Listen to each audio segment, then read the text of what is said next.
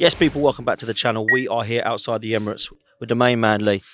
Mr. Arsenal, Tony Adams himself. He is a bit, isn't he? He needs to go and do some work, and out. He needs to get back on Strictly. Listen, transfer window only a few days away from closing. Give me an overall so far of what you've made of this window, because I see a lot of difference in the fan base. Some aren't panicking, some are chilled, some are relaxed, some are trusting Mr. Edu and Mr. Arteta. Some are absolutely losing their heads and panicking and going, we've only got a few days left, we've got so much work to do. Where you at? Well, look, listen. At the moment, I'm quite relaxed. I'm going to be really.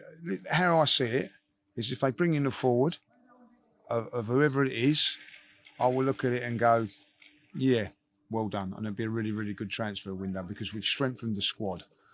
It's very hard to strengthen the team, but strengthen the squad. But I will look at it and go, if Arsenal don't do anything, and they've let Eddie go and they've let Smith Rowe go, and I'm going to say, like, that's unnecessary pressure brought on. You know, like, I don't think that you need to have done that. They're going to put pressure on themselves. Now, if they were to go and buy the striker, it doesn't mean to say we're going to win the league, right? But at least you'd turn around to yourself and say, do you know what? Showed ambition. We've tried. Yeah. We've had a go. Yeah. But if they don't do anything and they don't win this league, I think they're putting unnecessary pressure on themselves. And I'm going to say it now, justified. Justified. I've backed them all the way. But I'll tell you what, I will be very disappointed if they don't. When you say them or they, who are you referring to? Is it all of them as a collect? Is it the Cronkies? Is it the board? Is it the ownership together as the manager? Like, where do you kind of point the fingers at here? Because they always say it's all of us, it's a team. But we've got one of them, the ownership, that are providing the funds. We've got the board that are looking at the negotiation team with Edu and transfer market. And then you've got the manager who's selecting the players he wants. Like, where do we point the fingers at here? The whole lot. Okay. Because I tell you what, like, you know, when I spoke to Edu, he's actually said it's all of us. Yeah. You know, it's a collective. It's the fans, it's the players, it's everybody. We're all in it together. And I think that is the thing. So you can't just start blaming one person for this and one person, giving this person for the credit and all that. Like, Edu takes a lot of credit for the way I watched the team being coached and everything like that. But I do think that even on Saturday, I'm looking at if things were to go wrong in that game, what options did he have other than Trossard? You know, Eddie, well, you're taking Eddie out of that equation now. Who's coming in to, you know, when you're 1-0 down, you know, because, you know, Jesus is not, I think Jesus has done us a favour by getting injured now because he's just... Blessing in disguise. Blessing in disguise, because you're going to turn around and say, well, he's not going to be there all the time. So I think there's very important things that are needed on that. Like, so I blame them. I would be blaming them all. Now, at the end of it, and one of the things I'm going to say, like money side of it, financial side, I'm not caring about it. I spend a lot of money to come here, as every fan does. We've come here today and around the crowd. There's people from Australia, New Zealand, all travelling, all putting their money in, saving, scrimping and saving to get to watch this football club. Don't be doing it yourselves. You know, you've got to get in. Give us the. We've got a fantastic opportunity to win the league. Give us the right tools to go and achieve that. Like, and I'm one that if Arsenal were going to spend 80 million on a striker and we end up not winning the league, I would turn around and go, well, what else can we do? We've tried. But don't put me in the thing going, well, we haven't done this. And there's been too many times in the past that Arsenal haven't done that, have not shown a lack of ambition. Please, we're in a position now where we can go on, move to this fantastic stadium for moments in a transfer window like this. Now, at the end of the day, it won't be the end of the world if we don't get it, because we've still got a very good team. But you're playing 4 more Champions League games now. Like, if you look at the Champions League now, January, you've got to go, you know, January, like you play Christmas and then you've got January, which is a tough time. You've got another 2 Champions League games in that, like, you know. So I think it's massive that Arsenal make sure they get the right job done. Personally, I think that they will do. What about you?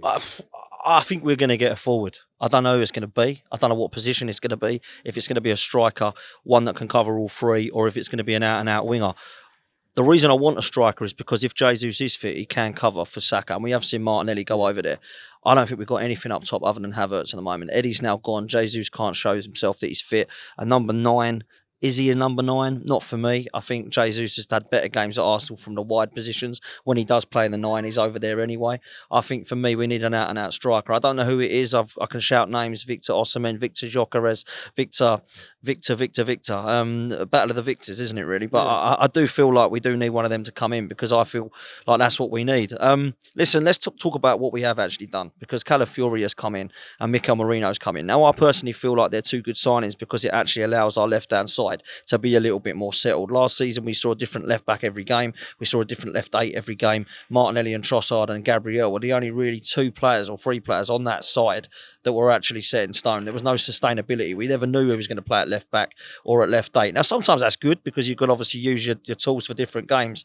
I think these 2 players, once they do get settled, will be set in stone. And that right-hand side that's so set will now look like that left-hand side. So the 2 that have come in, Lee, I'm okay with. Oh yeah, without a doubt, very very good. Strengthens the whole side up, strengthens the squad up. Squad's got more quality. You know, you brought in 2 internationals of high pedigree. Yeah. You know, Spain and Italy. They're not squad players for those countries. They're in. You know what I mean? Like, you know, Marino not so much. You know, but listen, they're Euro champions. Well, he contributes. He contributes for Spain. He scored, great goal against Germany. Yeah, he comes on as a sub. He does a job in there. Like, you know, it's part of the. You know, it's not about starters now. It's about that squad, and that's what I think we've got to understand. Like, you know, when people go to me, "Oh, where's he going to play?" I don't care. You know, when we were signing players like Reyes come to the club, I never heard anybody going, "Where's he going to play?" Like, yeah, it's great. It's another player to the squad, and I think that is the difference as a fan now is that 2-3 years ago we were looking at players to improve the team. Improve the 11. I think now we're at a stage where we want to improve the squad. It's going to be very, very hard to improve the 11. You know, people go, "Oh, you've got," you know, listen, it's just on the back of what they've done and the run they've had. It's very, very difficult. But what you can do is that when one of these drops out, someone comes in that's of the same ilk, and that's what we're doing. So it's about, for me, in really improving the squad, which we've done. But when you look at it, look at all the options at the back. You look at the back, look at the substitutions on Saturday, the back players, the defensive players. And that's without Tommy Asu, by the way, who's not here. The midfield, if you're now bringing Marino, like looking pretty strong, you've got Marino, Jorginho in there. You could probably put Wanyeri, who I think is going to be decent. Party, like, you know, if they're playing whatever. Then I look up front. It's just not at the same strength of those. It's unbalanced. It's not healthy. So they need to do something. And, you know, a lot of people, and I get a lot of the fans that are saying to me, "Well, you've had all summer to do this. Why have you done it?" We all know that the transfer window sometimes it is what it is, and it is like the last minute things. It doesn't mean to say you're desperate and all that. Sometimes it means you're keeping your powder dry, and I think that's what we're doing. Well, I bloody hope so anyway. Yeah, I hope so as well. Listen, to end, in terms of the actual players that might still leave, Aaron Ramsdale being one of them, Reece Nelson is another one, Kivior as well being linked with rumours of Serie A. Do you expect to see many outgoings as you do incomings, or do you think that it will be maybe 1 or 2 that leave and maybe 1 or 2 that come in? I think obviously Eddie's going to go to Crystal Palace. I think that's looking like it's going to happen. I don't know what's going to happen with Nelson. There's been no real links of him and all that lot. So they might be just thinking, well, we'll stay with him. Aaron Ramsdale, you know, I can't believe what's happening there. Like, you know, I hope he does get a club, but then of course you don't want to leave yourself short with a goalkeeper. Because, you know, like sod's law, like, you know what I mean, you sell Aaron Ramsdale or put him on loan, and then something happens to Ray. Sod's bloody law. Yeah, so I think if you're going to do that, you've got to bring another goalkeeper in. So I think, you know, listen, I think that Aaron will go like in the last day or so, like, you know, where I don't know. But, you know, and so I think a goalkeeper will come in and hopefully, like, you know, 2 more players will come in, like, you know. That's what I'm hoping. Just lastly, to rate this window now, what would you rate it? And then second of all, if we brought that striker in, what would you rate it then? Well, that's a great question. At the moment, I'm saying 5 because we haven't got what we want out of this window. If it was to finish now, I think it would be a very, very underwhelming window. Because when I look at it and I think, right, before this transfer window and at the end of last season, what did you think that we needed? I would have gone a top central midfield player and a striker. So we've got a midfield player, but I'm not saying he's the one that they really, really want. I don't know, you know what I mean? I don't, we'll see. If they get the forward, I think it's got to be 8 or 9 out of 10 because we've improved everywhere in the squad that we needed to, got what we want, and we've also got players out and not spent an absolute fortune because we've sold them, whatever. So I think it would be these next 2 days for me is a massive thing. It's either an ordinary transfer window or one with Disappointing. or it's going to be a very, very excitable one. What do you think? Well, I'm not going to be as kind because I feel like it has been disappointing and deflating right now. So I'm going to give it no more than a 4 right now. However, I wanted at the start, I wanted a goalkeeper to come in because I thought Ramsdale was going. I wanted a defender, which we've got. I wanted a midfielder that we've got. But I feel like we needed a right winger and a striker. And I don't feel like we're going to potentially get those in. Now, if we do, then of course you can start talking about 7s or 8s out of 10.